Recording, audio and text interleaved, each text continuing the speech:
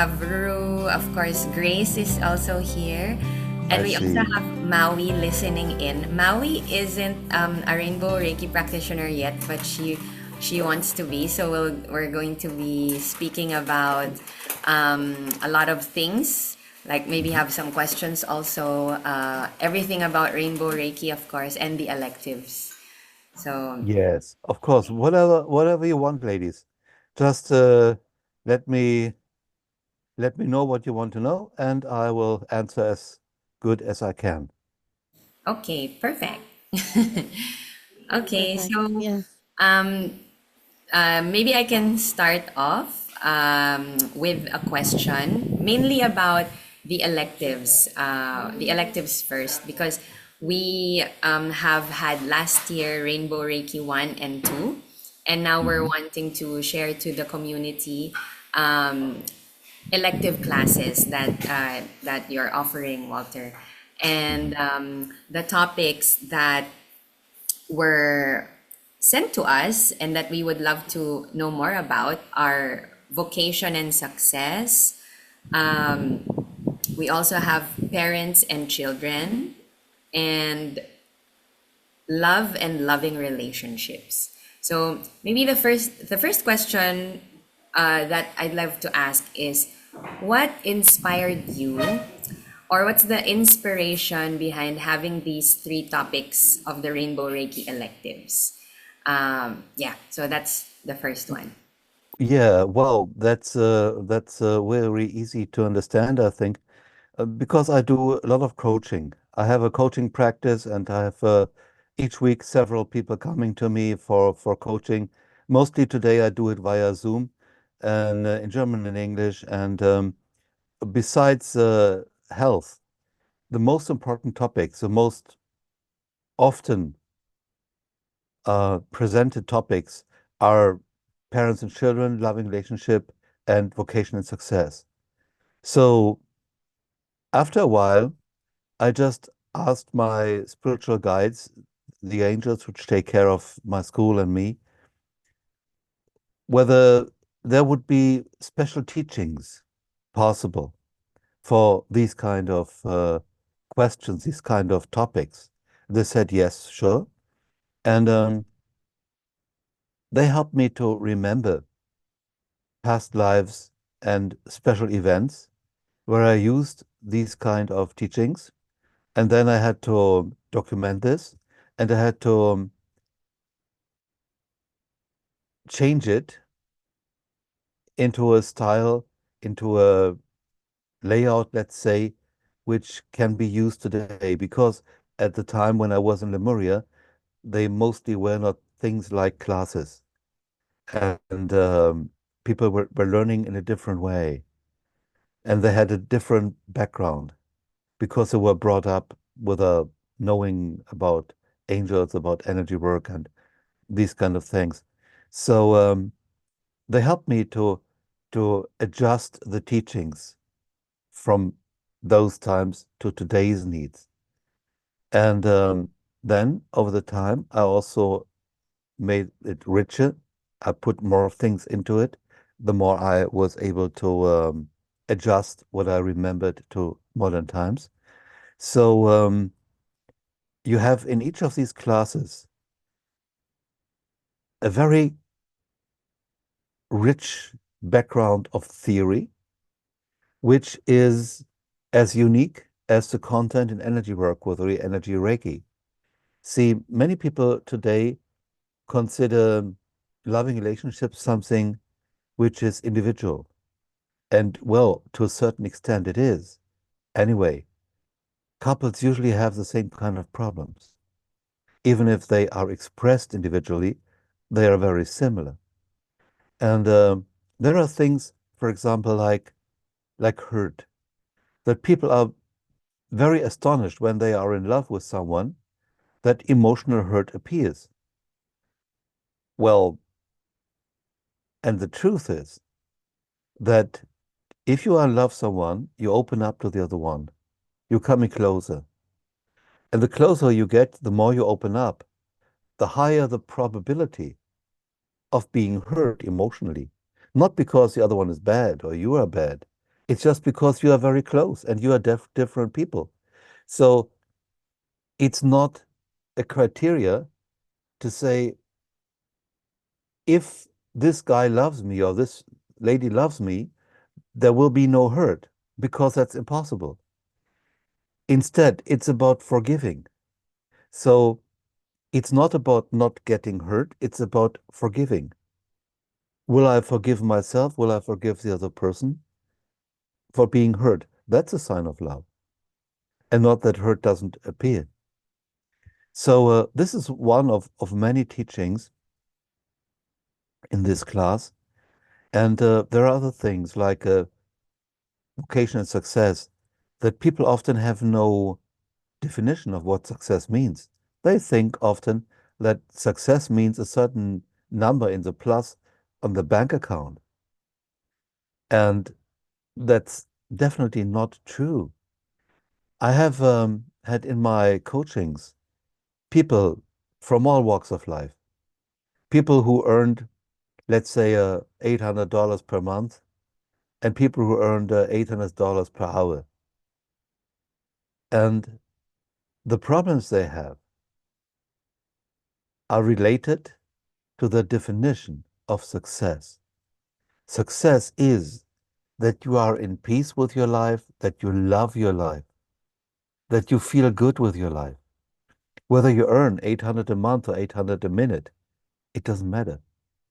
That does not mean that money does not matter. Money is okay, it's quite okay. But working for money makes you sell your soul. Instead, work with money. Money is just energy, and the energy gets the quality by the way you earn it and by the way you spend it. So if you spend and earn money with love and respect and kindness, then these are the qualities which are in the money. Just to give you some examples. Thank you, Walter. I think the two examples you gave specifically about the definition of success and also like what love actually means, or like the experience of love in love and loving relationships, those are simple yet profound experiences that actually all of us go through, right, in one way or another. And yeah, thank you for sharing your thoughts about that. I would love to hear though about parents and um, Children. parents and children. Like Yes, sure, yeah. sure. You see, I've often thought about putting the classes all together, maybe for a week or so. And then I decided against that because the understanding that these three are just three facets of one gem. People need to have the education first, then they understand it. So parents and children, in many ways, have resonances to love and relationship and to vocational success. So parents and children means that you necessarily are hurt by your parents and that you necessarily hurt your parents because you are emotionally close. Also here, it's about forgiving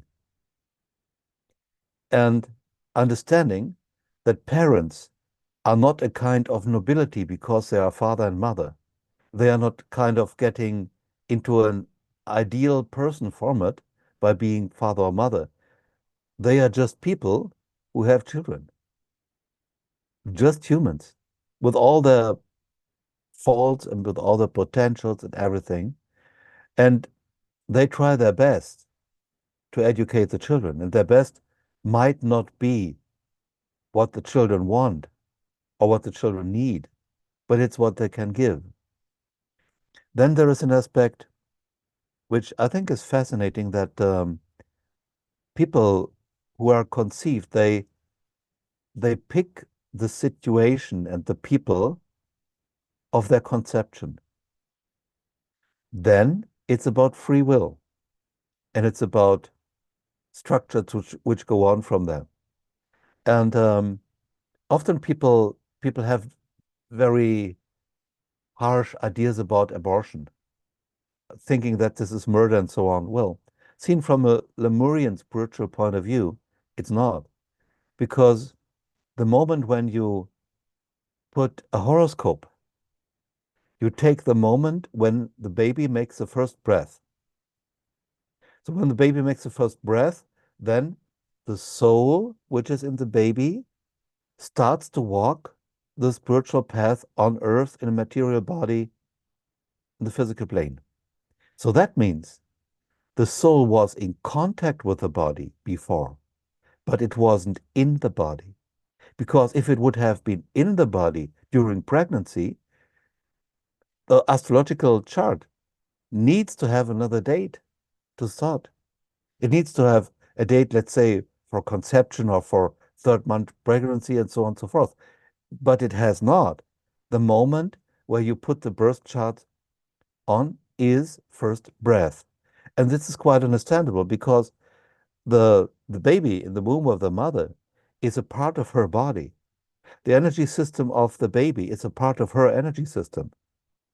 So the blood circulating through the baby is blood of the mother. And that's quite okay. And when both are separated, the baby starts to breathe on its own. It has its own circulation, its own nervous system, its own breathing. Then the soul is there. If the soul would be in the body before, you would have a big, big problem. It would be like a deadly disease because two souls within one body is not possible because each is individual. So the baby's body is being raised as part of the body of the mother. Then there is birth, and when the navel is cut and there is a first breath, then the soul comes in because now the mother will not be hurt by this unique individual soul. So another thing which is important is that when you have children, you are going through your own process of dealing with aging again, because in many ways, what a child needs during the first years of life is what uh, an adult needs during the last years of life. This is why in so-called primitive societies, which I don't consider to be primitive at all, they put together the very young children and the very old people because they say the very young ones, they just came from the realms of light, and the very old ones, they soon will go to the realms of light. So they both understand each other much better, which is, in my understanding, quite true. So people who are in the midst of life, they are far away from realms of light because they have some time between coming in here and going back. So they have a different perspective, which is quite okay. And to get into into the right kind of understanding of what an adult is, you need to have a right understanding of what a human is, what the human path is on this plane. I'll give you an example. Many people think that you are here to earn money, to raise a family, and that's it. I don't think so. I think we are here to learn and to love, to learn to love, to love to learn. And for this, we are presented lots of opportunities.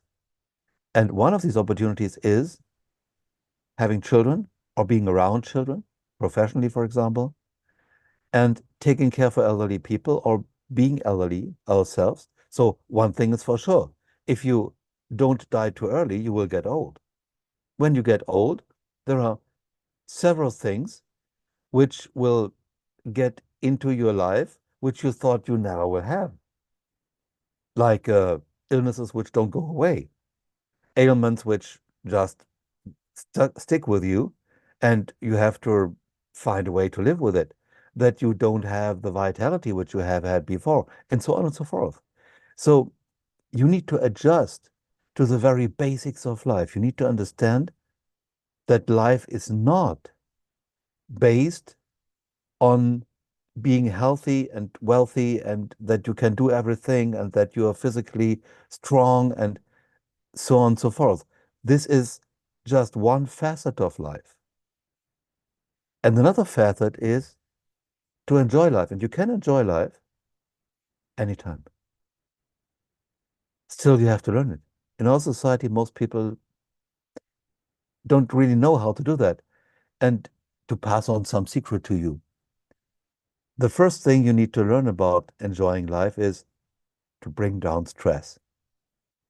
Because as long as stress is up, you are physiologically not open for enjoying life. It's not possible because most of the blood is in the organs which are needed to defend yourself, to run away, to fight.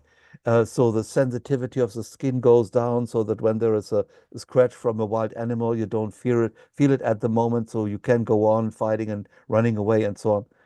So it's not about enjoying life when you are fighting for your life. And people usually don't have much of these situations during the whole lifetime that they have to fight or run away and to just survive. And they make it up in their mind. So people who have a very calm, very peaceful life, they make situations of survival up in their mind and physiological they react. As we know, the body reacts to what we are thinking. And usually it's not what we are consciously thinking. That is often a misunderstanding. It's about what the subconscious mind is thinking. The beliefs of the subconscious mind is what counts. So, and when they are directed towards survival, your whole body is in a fight and flight mode. You cannot enjoy life. So, you need to learn to bring down stress. And stress, for example, is caused by people who are getting older or who have children. And they think, well, this is just me. Nobody else has these problems. It's just me having that. Forget it. Everybody has it. Everybody needs to cope up with this. So this class, Parents and Children, is about making peace with being a child, with being old, with the parents and the children, and also understanding that parents and children do not necessarily love each other. This often is the case, but there are situations where the parents do not respect the children or the children do not respect the parents, and then you can just separate because the minimum thing which you can expect within a family is that they treat each other in a neutral way. If they cannot do this, and do not talk about a situation, I talk about an ongoing situation, ongoing process. If they cannot respect each other like they would a stranger, then they should separate. Maybe they can do that later. So there is no natural spiritual bond between parents and children. I know that often people talk about that, but in my practice of 35 years and another 10 years of psychotherapy, which I took for myself, I have seen so many loving relationships between parents and children, and so many where there was no love, where parents treated the children like rubbish, and vice versa. So it is individual. And when people are together as a family, they should at least respect each other. Because respect is the soil where love can grow on.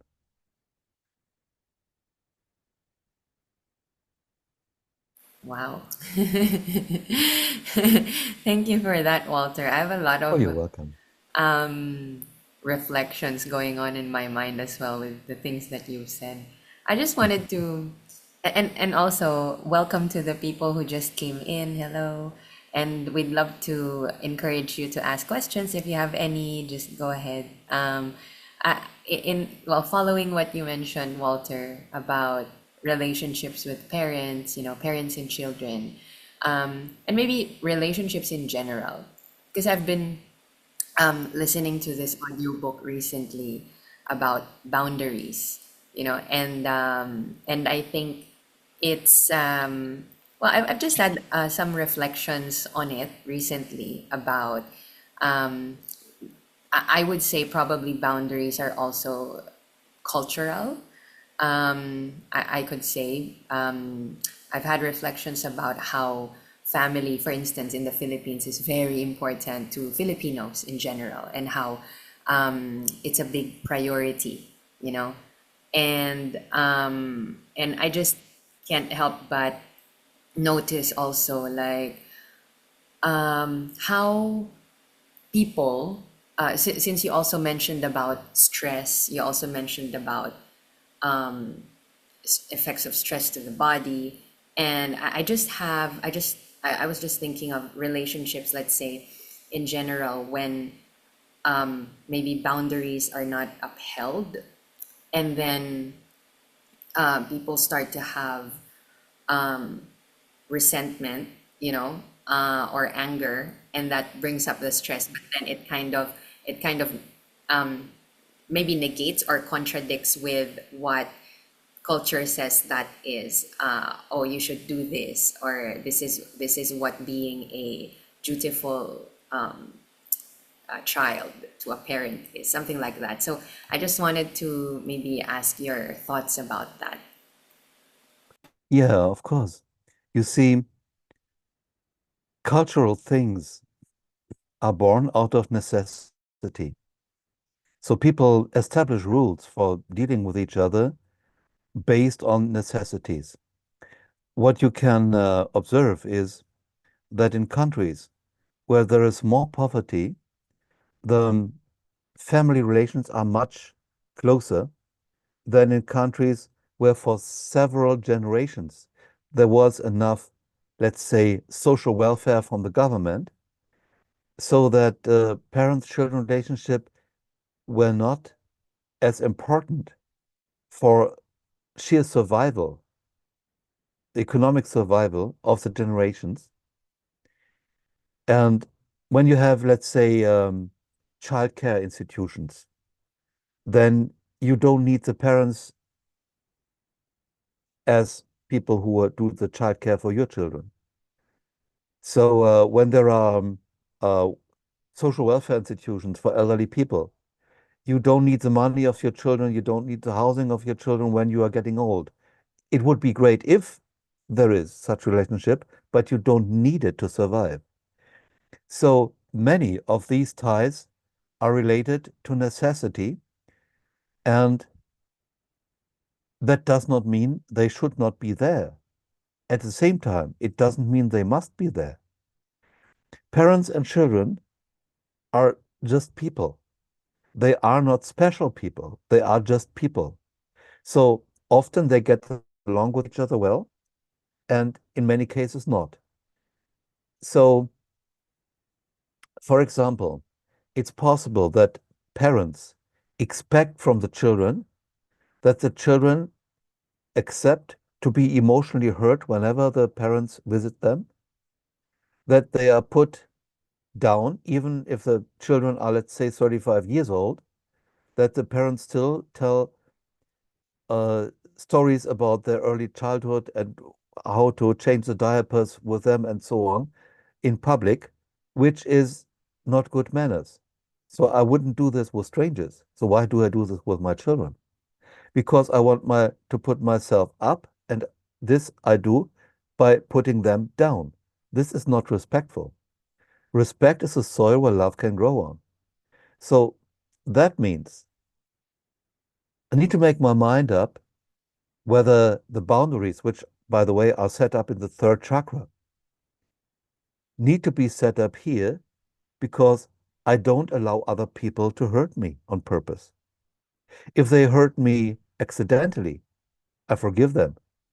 We can be friends again, maybe even closer friends, because they thought, oh, I know you better now and I won't hurt you in the future because now I know that this would hurt you. So, but if the parents, for example, don't care, they say, you are a child, you need to stand that. Or other way around, the children hurt the parents. And the children say, well, because I'm your child, you have to be able to get along with that. No, you don't. You can expect respect.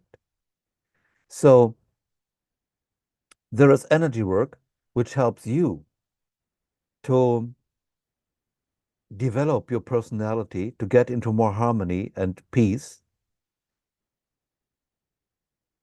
and love so that you behave in a proper way.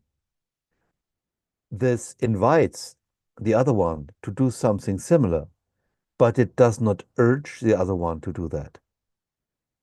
So if the other one goes on hurting you, even if you talk with them about this, even if you tell them, see, we are a family, shouldn't we at least be respectful to each other? Let's talk about these things. Let's find a way how to deal with each other in a respectful way. They say, no, I don't want that. You just have to obey. You just have to do what I tell you and so on. Then you need to separate. And it's not about culture. It's not about tradition. It's just about whether you love yourself. If you love yourself, you don't allow another one to hurt you on purpose. Accidentally, that can happen all the time. And then you can excuse, you can forgive, and that's okay. That's quite okay. But if this is repeatedly done on purpose, you need to set boundaries. You need to get out of that situation because otherwise you will get negative. And you don't love yourself. If you allow other people to hurt you, to torture you emotionally, then this means you don't love yourself. Now, love has many relations to bodily functions, for example, to the immune system. If I don't love myself, my immune system will not work properly. If I don't love myself, cancer cells will not be eliminated properly, and so on. So, loving yourself means you have to respect yourself. If you respect yourself, you don't allow others to hurt you on purpose. You talk with them, maybe even twice or thrice, and if they again and again tell you, I'm not interested in changing anything, you just need to stand it. You need to be able to cope up with this. Then I would say, okay, you can do whatever you want, but not with me. I just get out of that situation. Right. That makes so much sense. Yeah, and I agree. And also, Rina says we have other participants in this meeting room. Very timely, agree. Wonderful. Also, Thank you. Maui says this wisdom is timely for me as a mother to be. Oh, She wonderful. Oh, yeah. All the best for you and the little one. and um well, if anyone has a question, please feel free to ask. I have one more, Walter. Like Mhm. since you were talking about relationship more with parents and children, and like being able to set boundaries, and I also want to touch on love and loving relationships. Like for Mhm. instance, when you said that I'm also wanting to bring this up because I'm seeing a lot of content on this on social media, about relationship dynamics and all about healing trauma. I think there's a lot of that now in the mainstream. People becoming more aware. And like for instance, when people are in a relationship, and let's say that painful things happen, or let's say another person or one of the people fail to do, maybe this one sets a boundary because this is a way to respect myself, and then the other person is like, oh, okay, I'm learning this because I didn't know, like I have trauma from my past. So what what are your thoughts about that? For example, attracting people, because I do believe though that we attract people that mirror us, that are, have something to teach us. And like, what is your take on that? Like, when we attract people that maybe bring out the best and also the worst in us, and maybe one person thinks that, oh, I've healed myself, and I'm setting a boundary because I don't want to experience this, but the other person is like, oh, okay, I'm realizing this, so how are we gonna go about this? Like, what is the, like, a healthy dynamics for that? And is this something that we're also touching on in the love and loving relationships electives? Like, is this something that um, is in that course? Yes, of course. We have lots of specialty methods of energy work for the special situations which occur in these areas, like loving relationship, or like parents and children, or like vocation success. And you touch a topic which is very important, and many people uh, are influenced by this. You see, in my coaching practice, I regularly have people who desperately want a partner for a loving relationship, and they say, I can't find someone, or it's that I have bad memories. There have been things going on in last relationship which were traumatizing me. So what can I do? And the first thing is that yes, there is karma, which makes us feel attracted to people who have special traits of personality. Now, it's something which needs to be understood in a very fundamental way. If I'm willing to heal what I am not, so that I get into what I am, if I just have decided to walk that road, and that I walk on that road as good as I can, I will meet people who are good for me. That does not mean they are good people, but they are good for me. They are not better than anybody else, but for me, they fit. Like this. Now, if I did not decide to heal the personality traits which are dysfunctional, which are disharmonious, then I walk another path, and I will attract people who are bad for me. That does not mean they are necessarily bad people, but they are bad for me. So it's a very basic decision what kind of people I meet.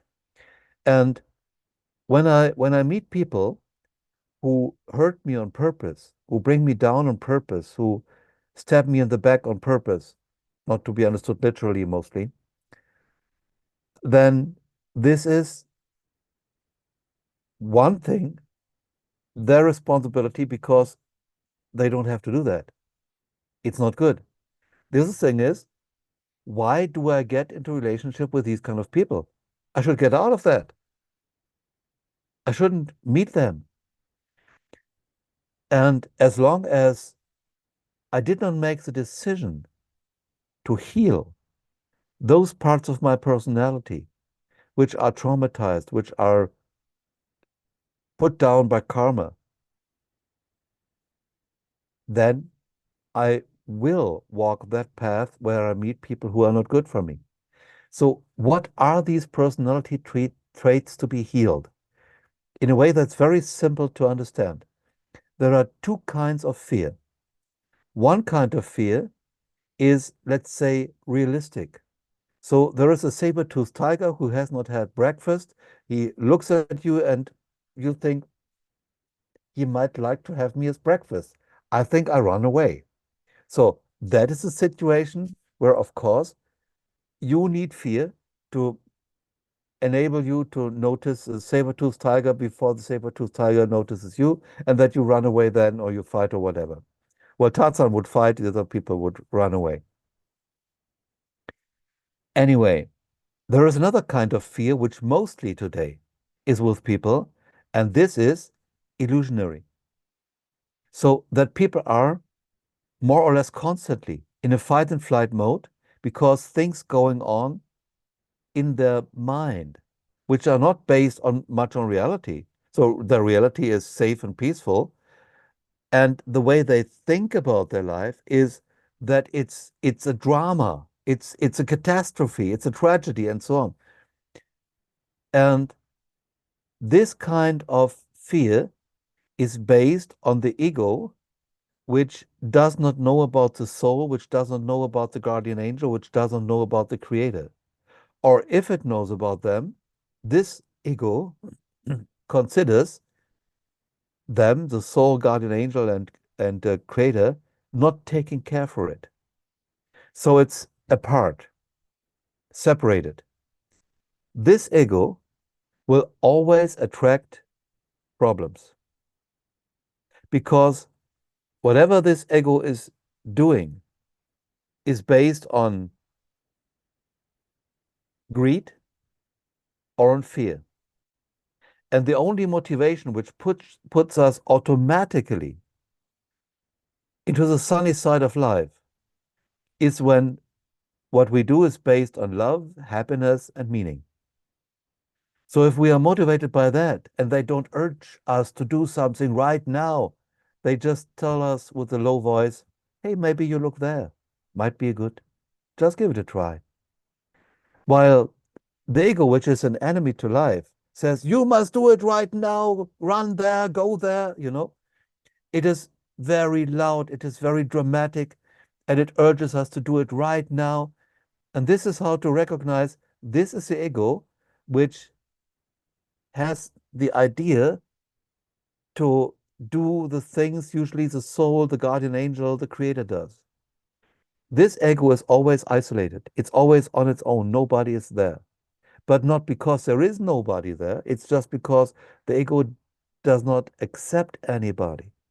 So a big part of my work as a spiritual teacher is to help people recognize the both kinds of ego and to help them with the energy work I teach to listen to the ego which knows about the soul, which knows about guardian angel and the creator, and acting guided by them instead of the ego which thinks, I don't care about them, I do whatever I want. And then it's based on greed and on fear. And that means whatever they do, even if it sounds very promising, it is something which brings them down, which puts them into negativity. And that's the same for loving relationship, for relationship between parents and children, and also for vocation success. If people want to have success because they want money, that's the wrong motivation. If they want success because they have more opportunities to do what they can to put their potential to work, and they accept the money coming with it, golden, great. But working for money is always wrong. So my energy work helps them to realize that, to realize what really keeps them on the sunny side of life long term, not just for a moment. And it's not about forcing others to do what I want. It's about healing me so I attract the people who are good for me. So setting boundaries, setting limits is important. And you need to set these limits based on love, not based on fear. So if you set boundaries because you fear other people, they will always try to get through the boundaries to you. That's a forceful act, that's violence, you don't like it. If you set up boundaries because you love yourself, they will accept that. See, I'm doing martial arts since the age of 8. And in the beginning, I think like most people, I wanted to be feared by others because I'm so strong and so fearful and so on. 15 years later, it was much different. I understood that it's not about to be feared, it's about to handle your own violence in a loving way, not hurting yourself, not hurting others. And what I learned then is the more love you put into martial arts, the higher the probability that you win a fight if you must. Not only love for yourself, also love for the other person, because you will be neutral. You will not hate the other person. Don't hate. Hate is always like an acid destroying your heart. You don't want hate. So if you love yourself and you defend yourself because you love, you're just doing what your immune system is doing all day and night. That's okay. But the immune system does not get on the throat of another one and be aggressive. It doesn't do that. It just wants to make sure the body can do what the body wants to do. So killing bacteria and viruses and so on. So it's important to heal your own fear, which usually puts you into a situation of hate and revenge and these kind of things. Forget about hate and revenge. But that's easy to say. You cannot do this by just willingly wanting that to do. You need something for the deep subconscious mind to change the structures of thinking, of making decisions, of evaluating things. And this is why I do energy work, not just teachings. The teachings are for orientation of the conscious mind, and that the conscious mind says, okay, I get it. This energy work I should do. And then the energy work does the rest and goes to the deep subconscious mind and changes the whole story of life to the better. Yeah, it complements it. So it's like the mind is directed or focused on something, and the energy Exactly work that. complements it. And this is why we do what we do, right? And Yes, sir. and yes, I absolutely agree, Walter, that it's all about that. I do believe that we have the power of choice, that we You choose have. to heal, we choose to think in a specific way, in a certain way, we choose to step into that direction and do the inspired action, and the work that's needed, right? And yeah, thank you so much for all those. We're learning a lot here. We're all learning a lot here. And uh, I would like to also ask this question, Mhm. mainly for potential learners of Rainbow Reiki who would love to take Rainbow Reiki 1, those who have no idea yet, of what this practice is, what it's all about, what does it look like, what does it feel like. So, what makes Rainbow Reiki different from other practices of Reiki or energy work? So, what is unique about it, and why is it something that um, people would love to have in their toolbox? Based on Yeah. also what you've shared about the electives and relationships and all that. Yeah, that's a very important question. Thank you. You see, Rainbow Reiki, I have not developed on purpose. I developed Rainbow Reiki because my students were treating themselves or others, and sometimes they had success with the traditional Reiki they learned, and sometimes not. When they did not have success, I was doing research and development until I found a solution. And most often I've found solutions in my former lives, which I remembered. And I was just adjusting these solutions to today's needs and today's structures and ways. And this is how Rainbow Reiki was set up. Later on, I tried to understand the whole system. I created a system of about 20 different classes of Rainbow Reiki. And some people ask me, why do you need so many classes? Uzui just needed two. Well, first, this is not right. And second, Uzui just lived for 4 years and taught Reiki. So if you look at other styles like Qigong, Tai Chi Chuan, uh, martial arts, yoga, and so on, you see that they first had, let's say, very basic solutions, and then they were specializing, and the school was blossoming in different directions, providing people with specialized solutions, which were easier to set to work than the general approaches. So Uzui did a great job. He taught 2,000 people. He was traveling over whole Japan and so on and so forth. But he had only 4 years. He had only 4 years. I so far had 35 years. So If you ask me today, are you able to heal as good as they did when the students learned with Uzui and Tayashi about 100 years ago? I can tell you something very simple. The people who studied with me first and second degree are light years ahead in the capacity of healers in comparison to Uzui and Tayashi. They can do they never dreamt about. So I study what Uzui and Tayashi did because it's always good to know about the roots. But the root is not the tree. You need to do something with the roots and allow the tree to blossom. And the tree who is 4 years old has a certain height and certain width, and the tree who is 35-year-old is much higher and much bigger. So is Rainbow Reiki. So I know there are many kinds of Reiki on the market, and I don't want to talk about these kinds of Reiki because, well, maybe I know about 30 different kinds of styles, but hundreds which are there, I don't know much about. Maybe even not the name. But I know about Rainbow Reiki, and I can tell you that whatever I teach in Rainbow Reiki has been put to work successfully for many years.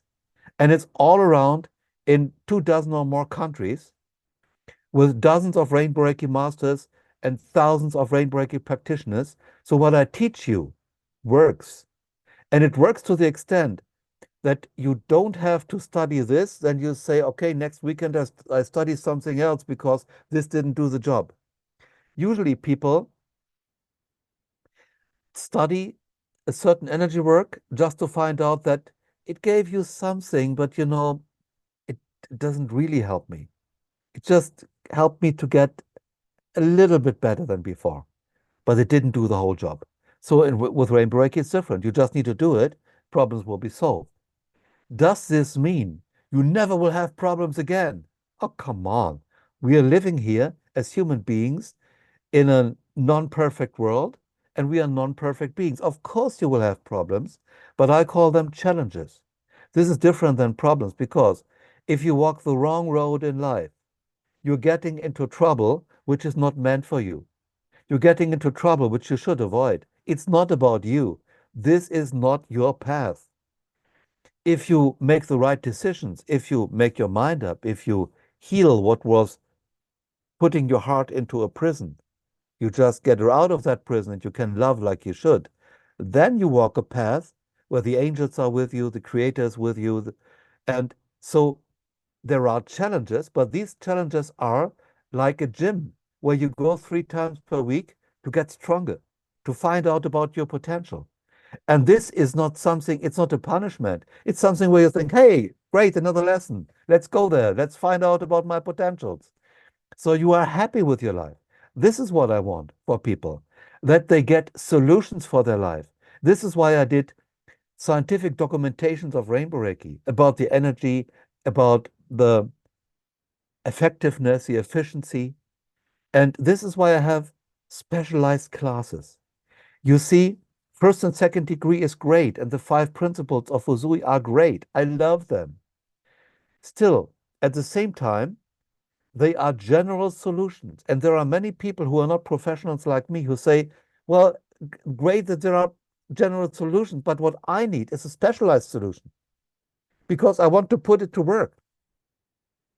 And I don't have the time and I don't know how to put the general solution to help me with my special situation. So I was putting up classes which are based on the wisdom of Fusui, and they are based on the energy work and the energy Reiki. So they are on the safe side. They are on a very good fundamental, and they give you specialized teachings and specialized solutions. So just people can come and say, okay, I have to do this, I have to do that, and oh, that is the insight I needed. Work done.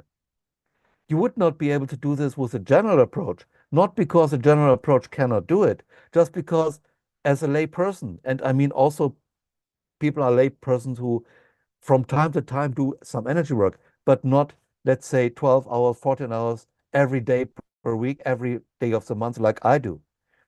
So they say, I don't know how to put this into practice. I know the five principles, they are great, but what do I do in my life to have a better situation with my children? So there are specialized solutions, and this is what my classes are about. Then there is another thing. Over the years, I found from my practice when I was helping people, things in my memories of past life which were really working like hell, where you thought, gosh, that's possible? Well, yes, it is. Like, that and the pelvis is balanced again. And people wonder, how could you do this? You just snap your fingers. Yes, I snapped my fingers to show you something, but the rest was going on here. And yes, it just takes 10 to 20 seconds, and the pelvis is balanced, and the allergy is gone, and so on and so forth. And I thought people have to learn that because it's a special solution where they don't have to place their hands on the body for hours and hours and wait and hope. They just do this and the job is done. So this I integrated into some of my classes also. Wonderful and very well explained, Walter. Thank you. You know, You're welcome. I understand why you say that Rainbow Reiki is like a sophisticated or a more sophisticated way of practicing Reiki. And yes, it I do agree that the roots or the general things, the basics are important to learn. But as we evolve and our needs evolve and the I guess the environment evolves, experiences evolve. So that's why it also needs growth and for the practice to evolve as well, and be specialized, and also comes with coaching, right? And with that, I'd like to ask the next question, which is, and probably the last question, unless others have others to ask. For those who are already practicing Rainbow Reiki and who are interested to becoming a teacher, so what is the pathway to becoming a Rainbow Reiki master teacher? Well, the pathway is that students have to revisit the classes of first degree, second degree, and some other classes. Then they have teachings about theory, which I do for international format with 12, I think it's 12 meetings, maybe 14 meetings. I'm not sure about that, but approximately 12 or 14 meetings for 2.5 to 3 hours, where we discuss special aspects of being a teacher. Then there is a test, which we do live, and people who pass the test get initiated as teachers, and then they can teach first and second degree of Rainbow Reiki, and they have the option to learn to teach more. So for me, being a Rainbow Reiki teacher is not just collecting another certificate.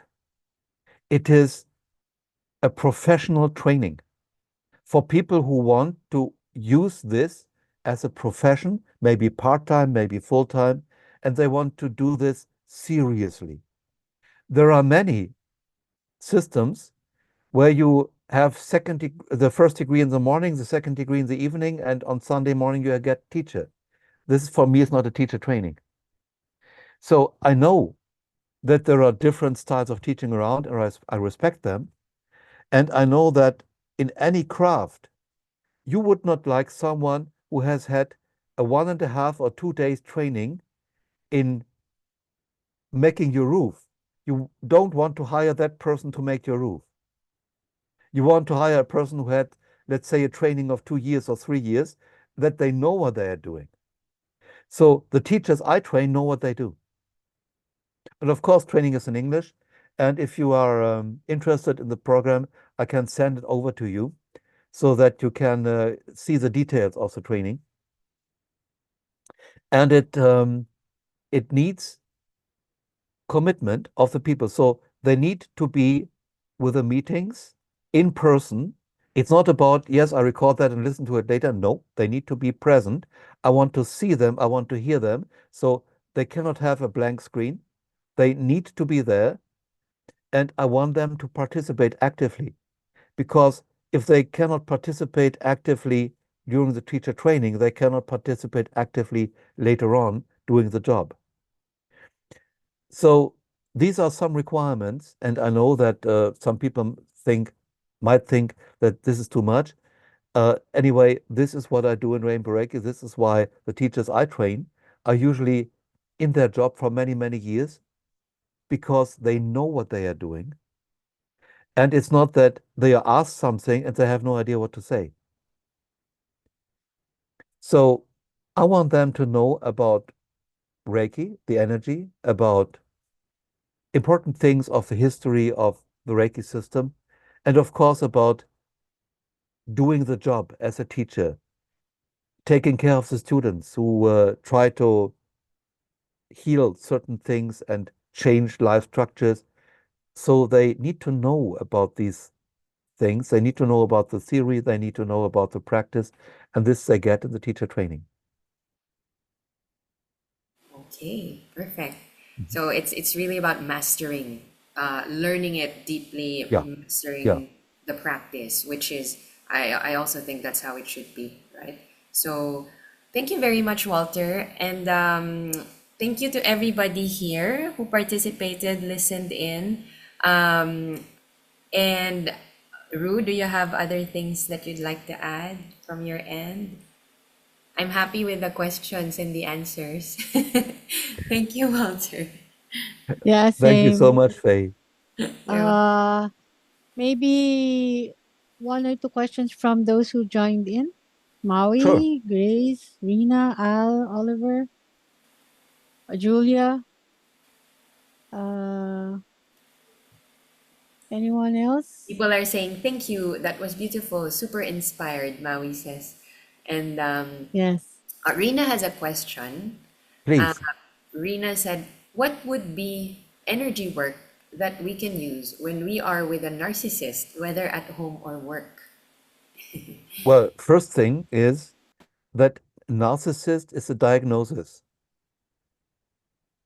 And I don't treat a diagnosis, I treat people. So that is always individual. There are lots of energy work tools in first and second degree and the special classes to deal with yourself, why you attract these kind of people, why you open up to emotionally be hurt by these kind of people, and that you can get rid of that. So there are also mm, tools of energy work to help you to get yourself into an inner state where you can set better boundaries and where you are able to get yourself out of difficult situations. But the most important topics here are why do you set up a resonance to put these kind of people into your life? So this is what I would work on. So you stop that because as soon as you stop that, my experience is either the people will change their behavior or they will get out of your life, out of whatever reasons, out of whatever things going on, they do. Because when your resonance stops, they don't have an anchor anymore with you. So that is what I would do. And there is no specialized energy work for that. We have energy work which you can use for people, but not for a diagnosis. I'm not a medical doctor. I'm not a medical professional. So what I do, I treat people.